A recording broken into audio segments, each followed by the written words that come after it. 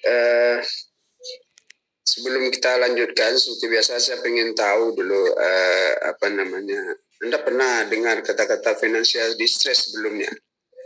Di dalam topik finance ya, ini topik yang apa namanya sangat penting ya, harus diketahui gitu ya. Kenapa? Karena apa namanya topik ini ya sangat penting di dalam finance ya. Topik ini, financial distress ini adalah rentetan sebetulnya sebelum company itu bankrupt ya. Sebelum company itu bangkrut ya. Maka pasti dia mengalami financial distress dulu ya. Kalau dia tidak bisa mengatasi, baru dia masuk ke perusahaan itu akan bangkrut. Itu proses. Jadi bukan serta-merta perusahaan itu langsung bangkrut ya secara finansialnya. Oke, ini topiknya. Ada yang punya ide atau punya apa namanya? Anda yang apa namanya gambaran tentang apa sih financial distress? Pernah mendengar? Kita ini sebentar ya, brainstorming ya. Ya silakan. Baik.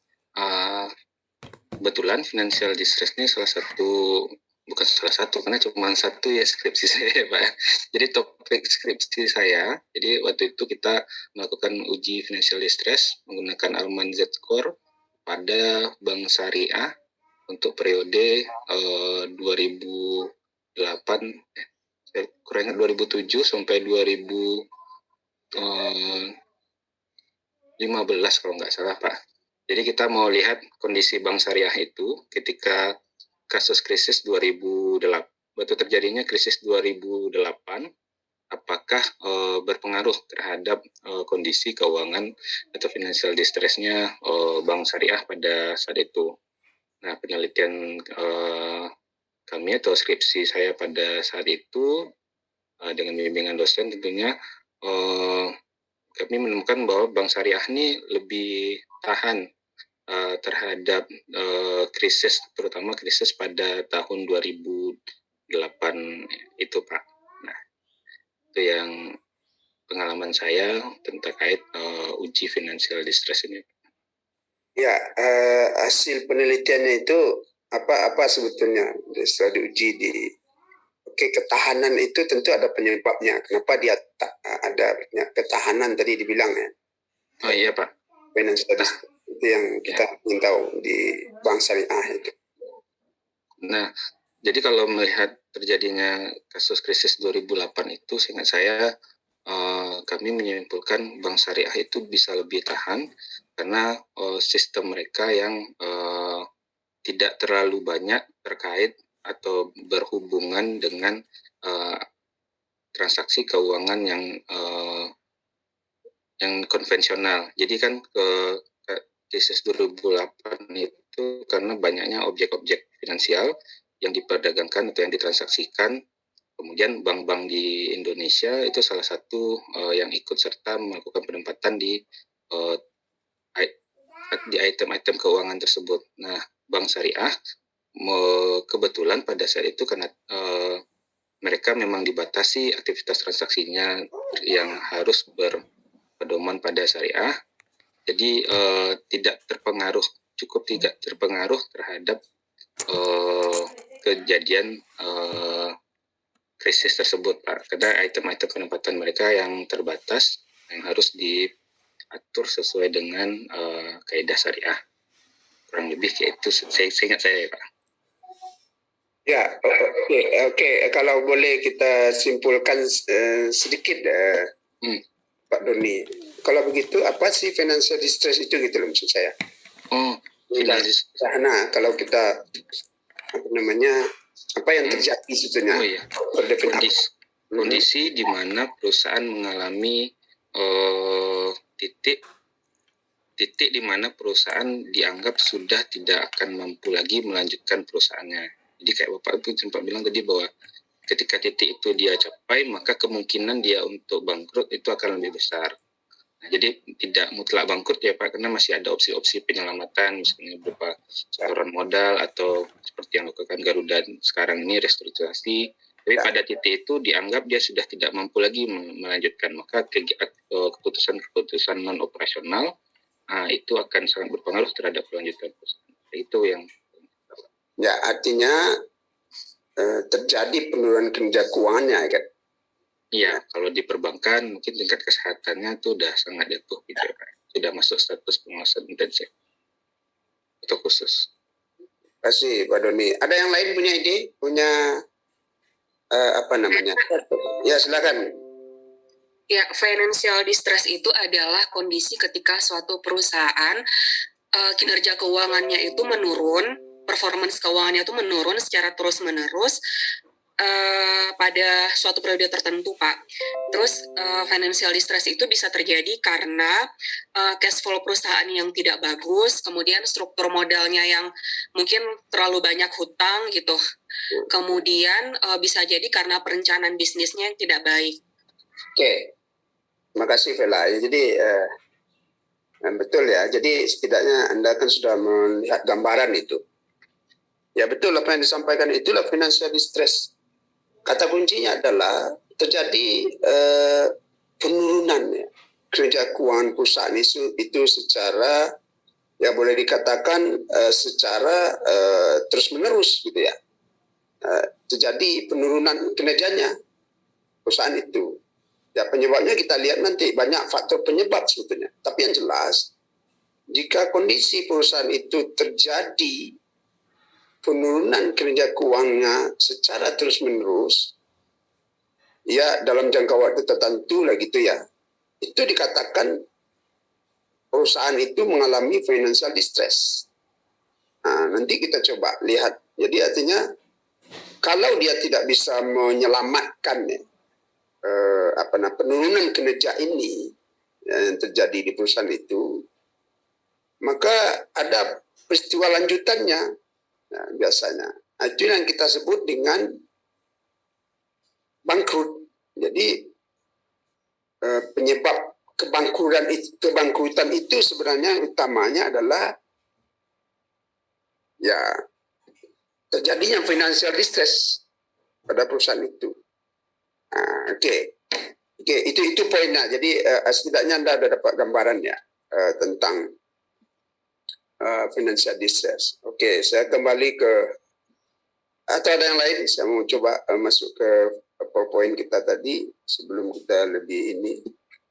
Ya, jadi di topik kita ini, kita lihat ya seperti yang sudah disampaikan tadi, kita mau lihat di dalam topik kita ini, di dalam chapter kita ini adalah ingin konsep di sini. Anda harus mampu mendefinisikan lah what happened to a firm in distress. Tadi kan sudah disampaikan juga. Artinya di chapter ini kita juga lihat sebetulnya nanti kita diskusikan apa sih penyebabnya gitu. Jadi mungkin kalau sudah bekerja di perusahaannya kan tahu itu. Oh, kinerja perusahaan kalau diperbankan kan ada indikator kinerja perusahaan. Kalau terjadi penurunan, apa penyebabnya? Artinya kan itu. Kemudian juga harus dibedakan antara likuidasi dan reorganization.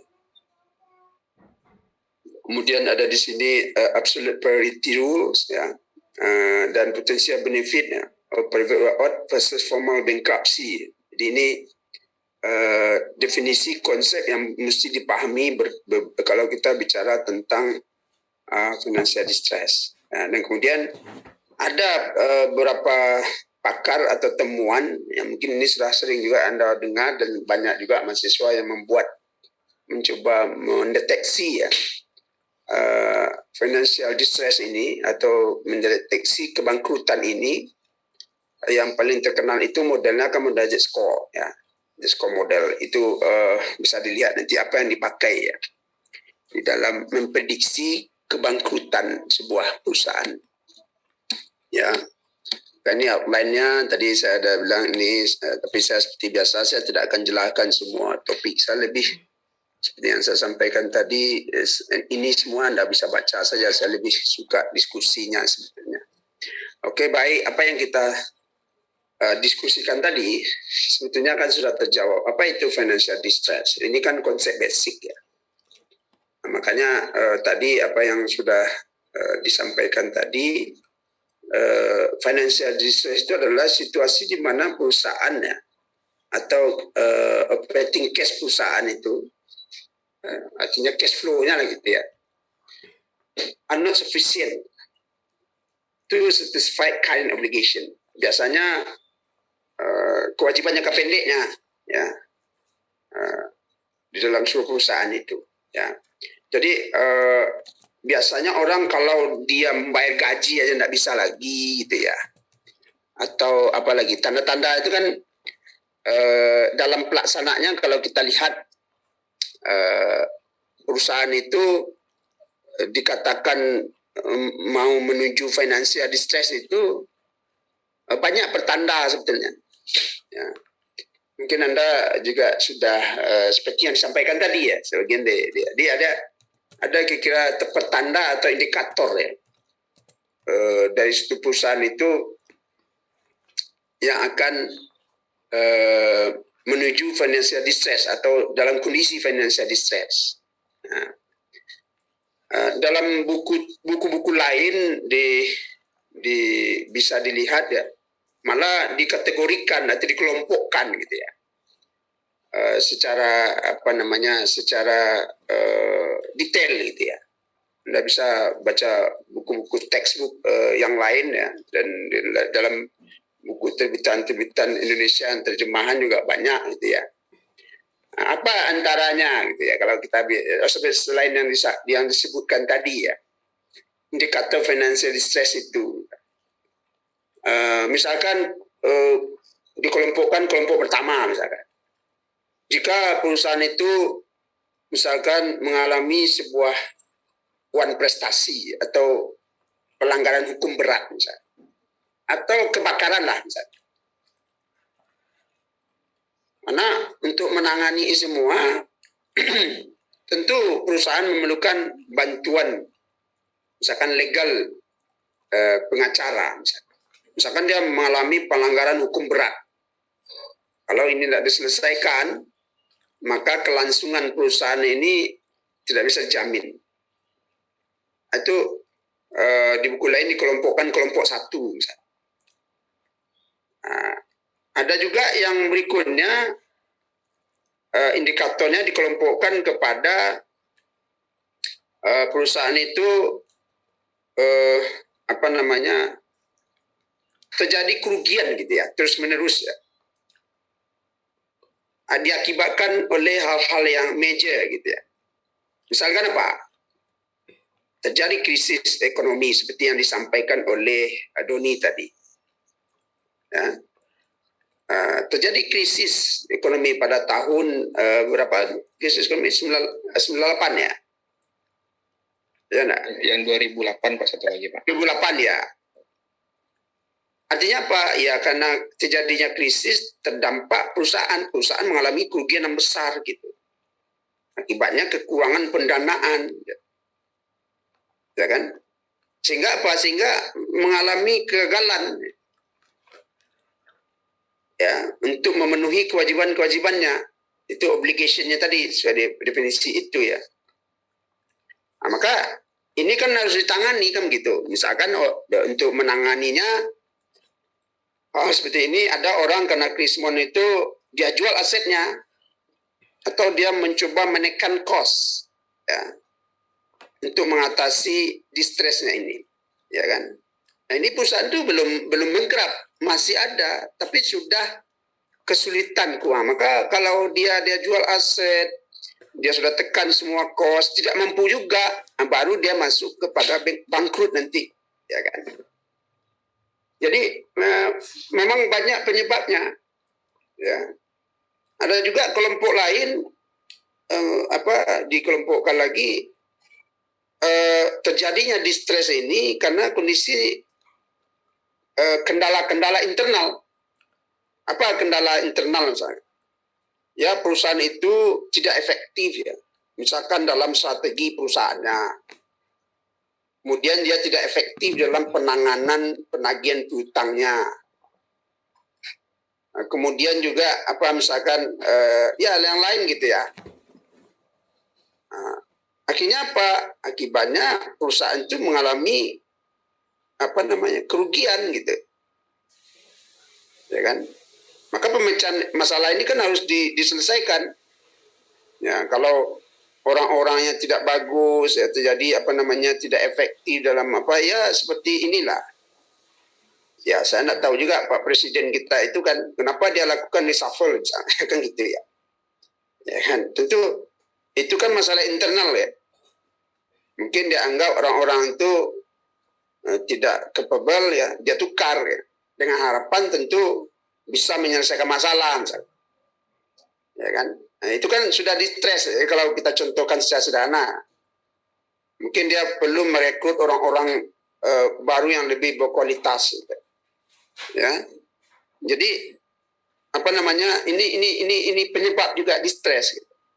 Sehingga dia pecat orang-orang yang bermasalah itu, orang-orang yang tidak bagus itu, dia ganti gitu. Karena ini masalah internal. Karena dia menganggap itu penyebabnya. Ya, itu kita kelompokkan terjadinya distress karena ya kendala-kendala internal gitu. Makanya dia lakukan sebuah perubahan gitu ya di dalam internalnya. Karena dia menganggap itu yang menjadi persoalan. Nah, ini kan tergantung analisisnya. Atau di kelompok lain, ya menyebabkan distress itu adalah masalah kejadian-kejadian yang tidak besar, masalah kecil gitu ya. Misalkan apa ya, karena inefisiensi misalkan di dalam penggunaan keuangan atau kerugian keuangan ya. Ini kan sering terjadi di dunia bisnis ya. Nah, maka bagaimana dia bisa menyelesaikan persoalan-persoalan itu. Nah, jadi ini sebetulnya yang saya sampaikan tadi adalah indikator lah, kira penyebab lah. Nah, kan banyak itu makanya perlu diidentifikasi, makanya evaluasi perusahaan itu kan penting. Kita mengevaluasi kalau perusahaan-perusahaan besar itu ada bagian khusus ya, yang memonitor itu semua, apalagi di perbankan ya. Kan ada indikator yang juga diberikan. Nah, jadi malah kalau di perbankan ada di OJK juga, dia kan juga monitor ya. Itu udah fungsinya BI ya. Kalau ada tanda-tanda ini sudah memberikan sinyal yang nah, itu kan ada, itulah fungsinya, ya nah. Jadi ini sekilas, makanya penting sekali dengan konsep financial distress ini. Maka memang perusahaan memang take corrective action ya. Memang harus diambil tindakan. Kalau tidak ya jatuh kepada bangkrut. Kalau dia tidak selesai, makanya kalau perusahaan itu tidak mampu menyelesaikan kondisi distress ini, ya bangkrut setelah itu. Nah, makanya di sini financial distress may lead a firm to default on a contract misalkan. Default financial and may involve financial restructuring. Ya, banyak juga dilakukan restructuring untuk mengatasi itu seperti yang saya contoh tadi. Ya, baik itu perusahaan di sini ya, credit and equity investor dan macam-macam ya. Restrukturisasi itu kan sering dilakukan oleh perusahaan karena memang misalkan kondisi COVID kemarin misalkan.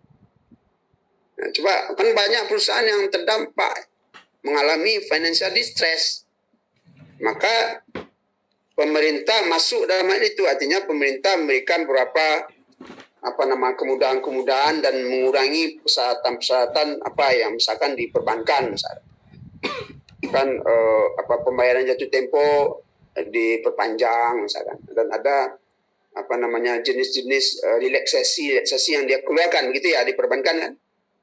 Kalau di aturannya, sehingga karena itu terdampak kepada semua perusahaan, diakibatkan memang kondisi COVID gitu ya. Kira begitu. Maka kalau tidak, dia tidak akan mampu memenuhi kewajibannya gitu ya. Dan tidak bisa pula pemerintah memberikan punishment ya, karena kondisi COVID itu seperti kemarin itu memang di luar kendali manajemen gitu ya. Nah, mungkin kita punish ya. Ya kalau pemerintah tidak masuk membantu dalam itu, ya semua perusahaan bankrupt. Maka roda pertumbuhan ekonomi tidak jalan kan gitu. Akibatnya juga pertumbuhan ekonomi menjadi negatif, walaupun kita hari itu sampai negatif -5 kan, -4 kan. Maka kan oleh karena itu pemerintah masuk, ya itulah peran pemerintah kan gitu. Kalau pemerintah tidak membantu, ya Indonesia aja yang akan bankrupt kan gitu kira-kira ya. Ya, makanya itu kalau kita lihat secara mendalam. Sama juga kalau kita lihat kalau dalam corporate ya. Mungkin Anda juga bisa melihat kalau kita lihat kondisi keuangan negara gitu ya. Ya enggak? Nah, makanya sekarang kan pakar-pakar ekonomi orang melihat hutang negara itu sudah sampai berapa gitu ya. Ya, apakah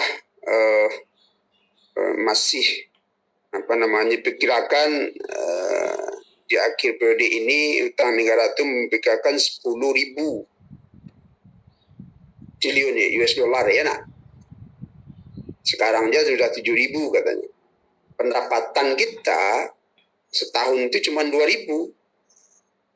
Anda imagine ya. Sekarang hutang negara sudah 7.000 lebih. Diperkirakan nanti di akhir periode ini 10.000. Ya, maka kalau seperti yang dijelaskan tadi si Vela tadi, memang salah satu penyebab yang besar itu kalau di perusahaan juga, kalau perusahaan itu terlalu besar hutangnya, itu high risk. Ya. High risknya apa? Kemungkinan perusahaan itu bankrupt besar kalau hutang terlalu besar. Akan itu yang disanksikan oleh pakar-pakar ekonomi kita, hutang kita itu terlalu besar. Bukan tidak boleh berhutang, kan kita sudah belajar kemarin konsep capital structure. Di dalam konteks capital structure, ternyata kemarin dengan berhutang itu nilai perusahaan akan naik gitu loh. Ya enggak? Tapi ada batasannya. Nah, kemarin kan saya sudah jelaskan juga kalau kita miskin hutang banyak itu enggak logik. Tapi orang kaya berhutang banyak itu biasa karena kemampuan bayarnya tinggi. Tetapi ada limitationnya, ada limitnya berapa maksimal dia boleh berhutang itu. Kalau dia di atas itu akan mengalami distress karena kemampuan dia membayar hutang itu tidak akan, apalagi makanya diperbankan itu mungkin orang-orang bank di sini Vela atau Doni tahu itu saya punya aset sekian, nah, dia lihat cash flow saya, ini kemampuannya cuma segini, tidak mungkin diberikan kredit sekian kan gitu, biasa aja. Maka dia hitung kemampuan bayar saya. Karena mungkin kemampuan bayar saya 10 juta sebulan, diberikan hutang yang harus bayarnya 20 juta, itu tidak mampu dia bayar karena kemampuan bayarnya cuma 10 juta gitu loh. Kira-kira gitu. Nah, maka di dalam corporate itu sangat penting gitu ya. Nah, makanya bukan berarti tidak boleh berhutang, nanti salah pula ya. Konsep finance itu membolehkan berhutang karena dengan berhutang meningkatkan nilai perusahaan, value of the firm akan meningkat. Tapi diukur ya. Maka disitulah konsep capital structure itu kemarin perbandingan hutang dengan modal sendiri. Jangan malah besar hutang dari modal sendiri, itu perusahaan modal dengkul ya, tidak mungkin ya. Diminta orang hutang semua dijual pun semua aset tidak terbayar juga itu hutang, itu salah ya. Itu yang saya maksudkan. Jadi hutang itu ada hitung-hitungannya, kan kemarin sudah kita pelajari di kita saja. Jadi memang hutang ini kalau tidak bisa dikontrol ini penyebab banyak perusahaan bankrupt. Ya, nah, jadi Anda bisa lihat ya, itu yang saya bilang tadi kalau dicontohkan ke negara kita, kalau belajar keuangan negara gitu ya, kondisi keuangan negara kita berapa, pendapatannya berapa, utang berapa, bunganya berapa harus dibayar gitu ya, dan pendapatan negara kita itu lebih banyak dari pajak aja, sehingga sekarang pajak itu dinaikkan semua gitu ya, supaya pendapatannya, karena tidak ada alternatif lain, sementara utang banyak gitu loh. Ini kita kan apa saja ini, kalau Anda bisa, itu kan real ya, Anda akan bisa lihat itu. Makanya pakar-pakar ekonomi bersuara gitu. Nah, tapi terkadang kita kan ya karena saya kan bukan orang politik, kita orang dosen ini kan independen, jadi kita bicara fakta, tidak berpihak dan segala macam. Jadi kan bisa dianalisis. Nah, Anda kan juga bisa analisis ya. Berapa pendapatan negara, dari mana-mana saja pendapatan kita gitu ya. Sementara pengelolanya Anda lihat juga. Sementara aset-aset yang dibangun oleh uang negara ternyata pengembaliannya juga tidak ada. Banyak misalkan infrastruktur yang sudah dijual juga, yang didanai oleh ini kan Anda tahu itu. Itu kalau belajar di keuangan negara ya. Maka sekarang ya saya tidak tahu Anda sendiri sebagai rakyat bagaimana Anda merasakan ya. Pajak sekarang kan dinaikkan, listrik juga naik itu kan, untung dari 3.500. Kalau 3.500 ke bawah kena Anda kemarin kan. Tapi siapa rumah yang 3.500 kan listrik naikkan 17% lebih itu, betul nak Rudi? Ya nak? Benar, 3.000 kok nggak salah, 3.000 ke atas ya. Ya 3.000 ke atas, 3.000 ke atas itu kena. Nah, untung rumah saya nggak sampai 3.000 kan gitu, jadi saya nggak kena gitu ya misalnya. Tapi besok-besok bisa juga itu yang 3.000 ke bawah dinaikkan. Tentu kenaikannya tidak sama dengan yang 3.000 ke atas. Itu kan bertahap juga saya lihat itu. Ya enggak? Nanti bersiap aja Anda yang 3.000 ke bawah. Nah, ya enggak? Sekarang misalkan pajak apa lagi dia sekarang? Itu kan semua karena itu salah satu sumber pendapatan negara dari pajak gitu. Nah, itu karena Anda lihat yang kita berharap kan pendapatan kita itu kan dari BUMN. Tapi ternyata BUMN, Anda kan bisa evaluasi lah satu-satu BUMN kita. Apa yang berikan keuntungan besar ya? Yang Garuda itu saja yang dianggap bisa juga distress dia.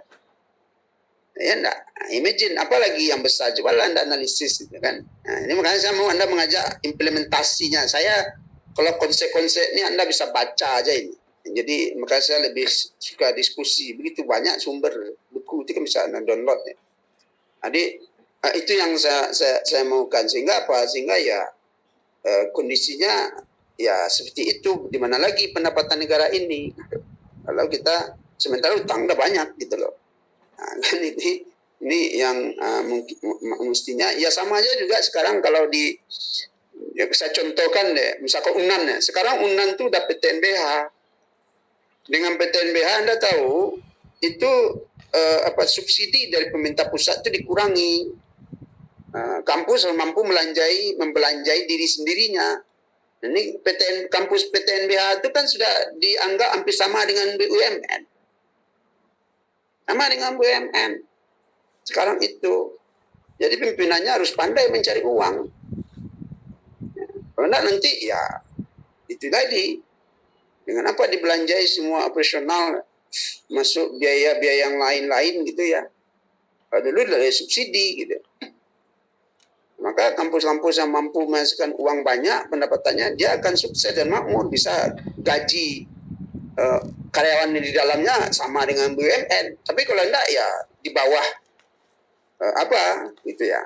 Karena dibelanjai di sendiri ya sama lah dengan itu. Makanya kampus itu sekarang harus bisa melakukan sebuah investasi gitu loh, untuk mendapatkan keuntungan misalnya. Kan begitu. Nah, artinya harus dicari sumber-sumber lain atau generating income lain gitu ya. Karena yang didanai oleh pusat itu hanya gaji PNS. Ya, kalau di PTNBH itu ya contohnya gitu ya. Ya, apalagi di perusahaan. Nah, kalau di perusahaan pure itu harus dibelanjai diri sendiri gitu ya. Nah, kalau BUMN oke lah separuh-separuh ya. Kalau corporate itu kalau kita bicara corporate yang private, yang murni corporate itu kan harus melanjai dirinya sendiri gitu. Ya enggak? Jadi kalau enggak mampu memelanjai, nah itu tadi ya, dia pengelolanya kan harus mampu melanjai diri sendiri. Oke, kita kembali ya. Tapi sampai jalan silakan diskusi ya. Saya tidak fokus kepada PowerPoint itu ya. PowerPoint ini kan hanya sebuah media yang untuk kita persepsi kita sama. Ya, jadi bangkrut ini sebetulnya berawal dari insolvensi sebetulnya. Ya.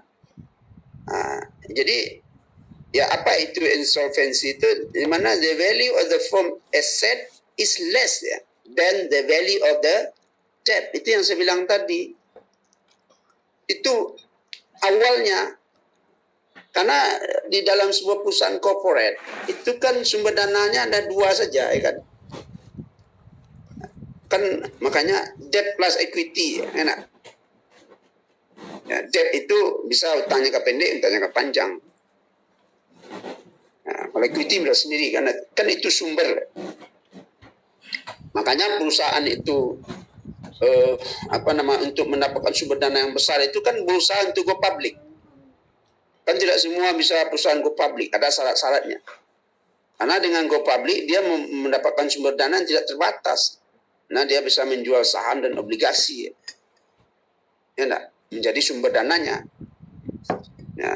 Tapi bagi perusahaan yang belum go public, sumber dananya sangat terbatas, paling hutang ke bank atau ke lembaga non-bank lainnya. Dia kan belum tidak dibolehkan ya menjual saham dan obligasi kalau dia belum go public. Ya. Nah, jadi kondisi insolvensi ini sebetulnya menjadi puncak awal distress ini. Nah, apa itu seperti yang saya jelaskan tadi, value of the firm asset-nya less than the value of debt-nya. Nah, dia artinya kalau bisa lihat di sini ya, ini aset ya, ini perusahaan solvent ya, perusahaan yang oke lah, tang sedikit ya. Jadi kalau kita lebih sepakan ini ini kan sorry. Nah, ini kan utangnya dikit gitu.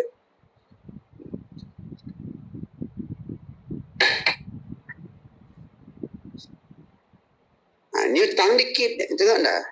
Equity-nya besar gitu ya. Itu enggak ada masalah. Bukan berarti tidak boleh utang, silakan utang. Kalau ini dia utang aman ini, equity-nya besar. Ya, asetnya besar. Ya, ini yang dikatakan perusahaan insolvensi ini. Ini kacau ini. Nah, ini dijual pun semua aset ya. Belum terbayar itu utang.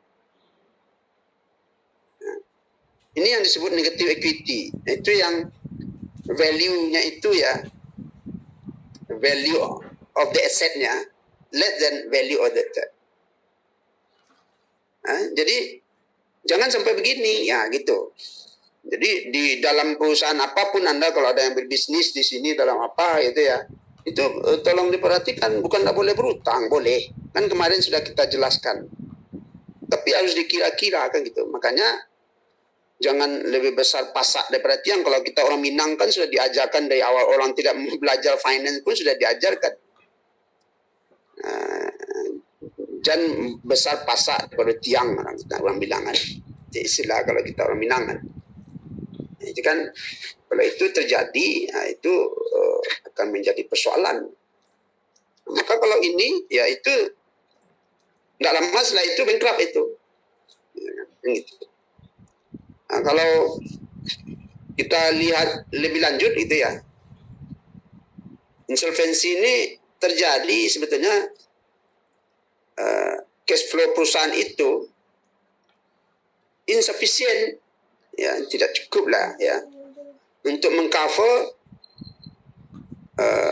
contractually required payment ya untuk ya semua pembayaran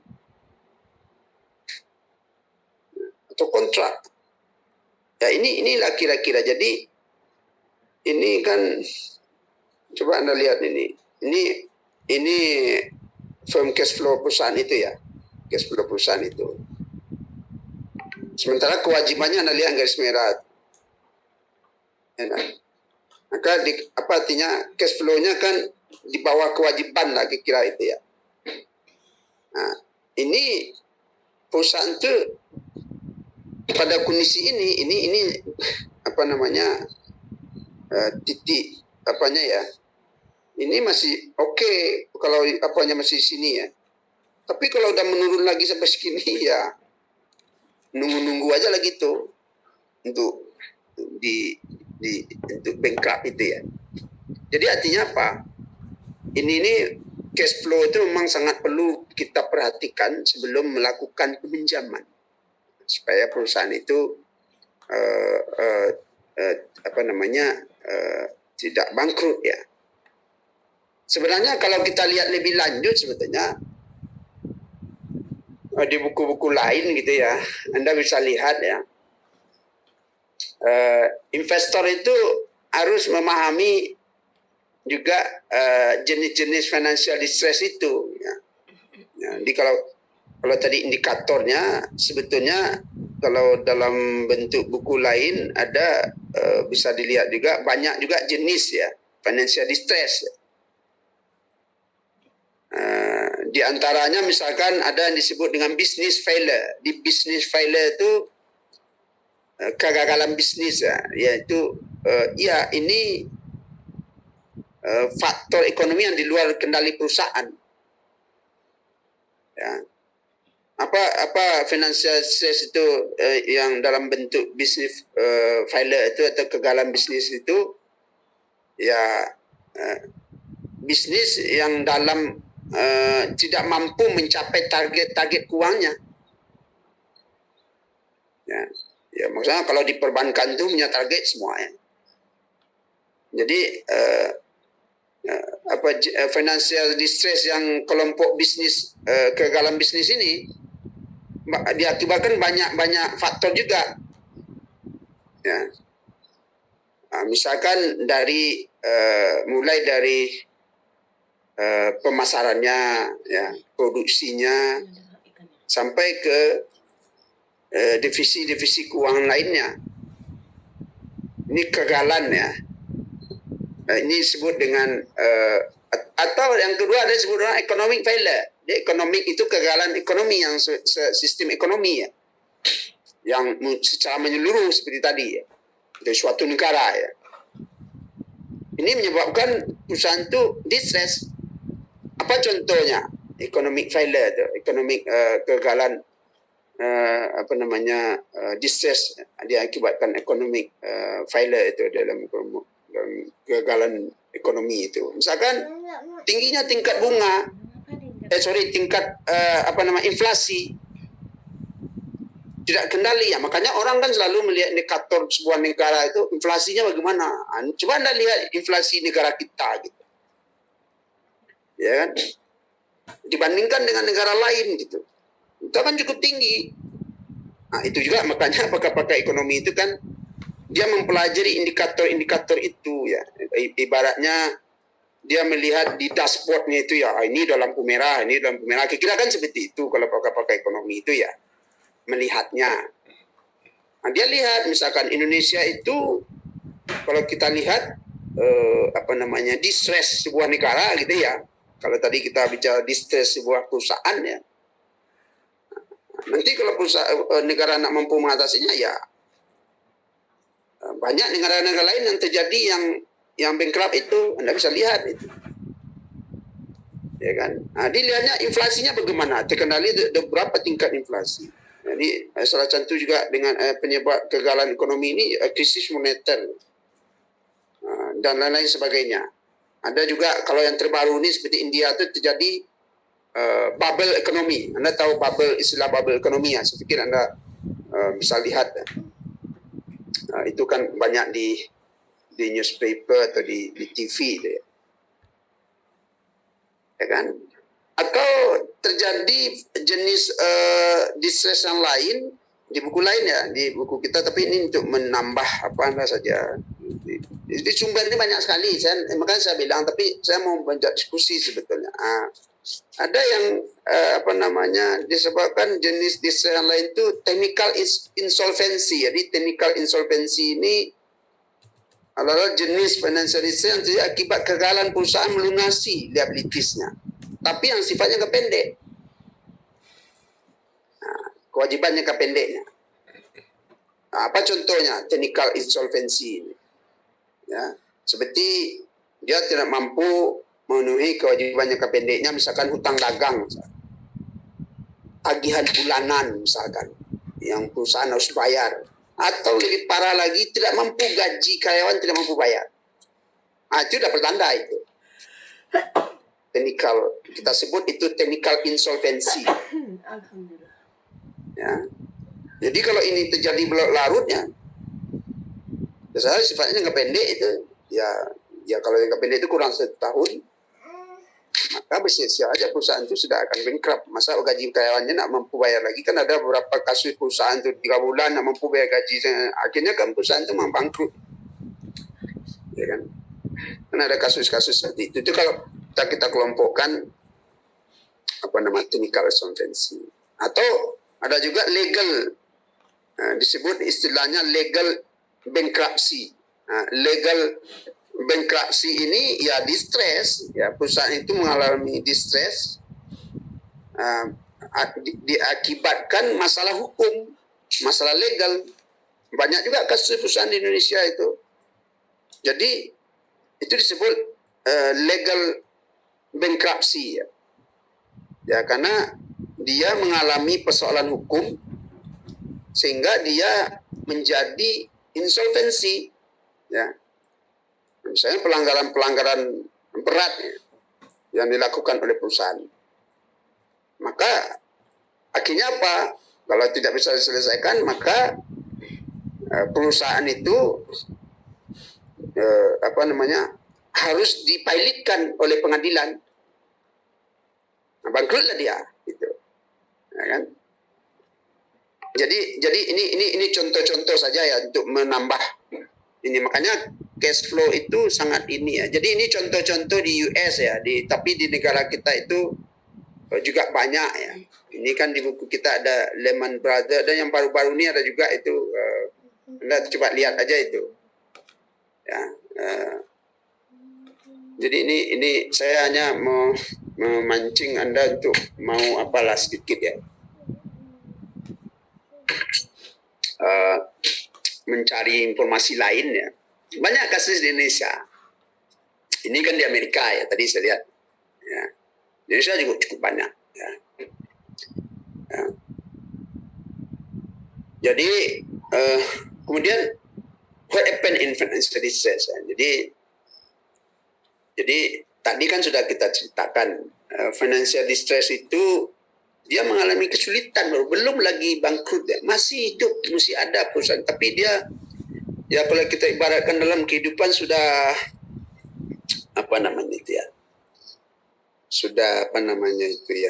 masih ada. Makanya di sini tidak selalu ya perusahaan yang mengalami distress itu akan ya firm debt.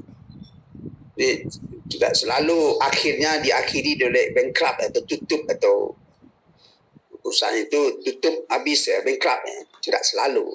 Makanya ada beberapa hal yang harus dilakukan oleh perusahaan itu. Kalau perusahaan itu sudah bankrupt, dia harus mengatasi bankrupt itu. Maksud saya, dia harus mengatasi distressnya itu. Ya, sama juga lah. Kita kalau stres apa yang dilakukan? Nah, misalnya.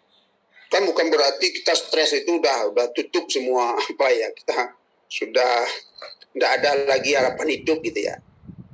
Terkadang stres itu kalau diharapkan, tapi stres positif. Kalau dalam kehidupannya,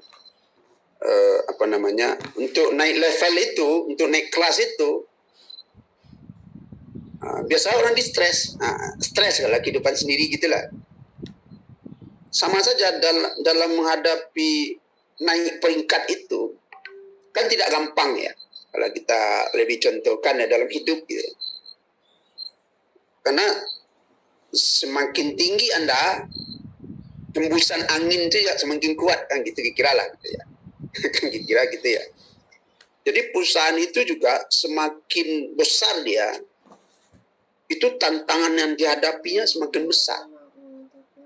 Persoalan yang dihadapinya semakin besar. Ya kan? Maka disitulah dituntut kepiawaian manajemen dalam menghadapi persoalan-persoalan itu. Ya kan? Maka kalau terjadi suatu persoalan kan bukan berarti wah kita udah maka kalau kita individu seberapa matang kita menghadapi persoalan itu kan. Mungkin Anda bandingkan, Anda dulu SD, SMP pasti berbeda menghadapi persoalan itu dibanding sekarang misalnya. Nah, dia kan sudah naik kelas. Gitu. Nah, perusahaan juga begitu, sama saja. Ya. Semakin besar perusahaan itu, semakin banyak persoalan. Sama juga dalam kita hidup, kita dulu SD itu tidak ada masalah. Dunia ini damai aja rasanya. Di kondisi SD, tidak ada persoalan. Berangkat, menaik usia, naik umur, persoalan itu macam-macam yang muncul. Tapi kan kalau kita orang Muslim ya, Tuhan itu tidak akan memberikan persoalan istilahnya itu di luar kemampuan kita, kan begitu ya. Karena makanya dituntutlah situ kedewasaan kita dalam menghadapi persoalan. Banyak perusahaan yang Bapak Ibu harus ketahui yang keluar dari distress itu menjadi besar. Menjadi besar ya. Karena dia mampu mengatasi persoalan distress itu. Sehingga dia punya pengalaman dalam hal itu. Banyak. Ya kan? Contoh, tengok aja lah kasus-kasus di Indonesia. Dulu dia kecil, bermasalah, setelah itu menjadi besar. Ya. Nah, ini memang dituntut sebuah, kalau di dalam kita orang manajemen itu, bagaimana dia memanage ya distress itu. Ya, sama juga dengan konflik ya. Terkadang konflik itu diciptakan, gitu ya. Nah, kalau belajar SDM nanti, ya, di dalam sebuah perusahaan itu, kalau orang SDM, ada kalanya diciptakan itu konflik supaya untuk naik kelas gitu. Kalau begitu-begitu aja tidak ada konflik, ya begitu-begitu aja kondisi perusahaan itu. Ya, nah, sengaja diciptakan konflik sehingga semua di situ berpikir gitu. Bagaimana keluar dari konflik itu? Nah, sehingga naik kelasnya. Jadi kalau kita lihat di sini, apa yang dilakukan misalkan? Banyak yang bisa dilakukan.